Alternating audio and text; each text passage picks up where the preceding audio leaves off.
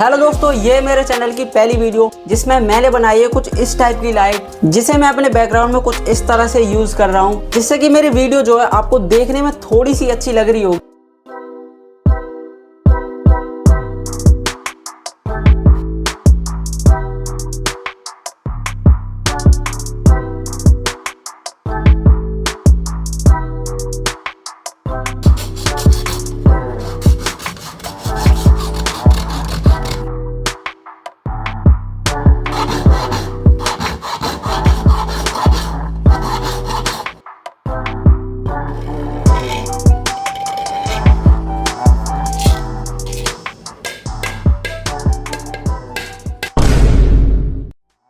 दोस्तों, ये जल्दबाजी में टूट गया था, लेकिन फेविक्विक से मैंने इसको सही कर लिया था।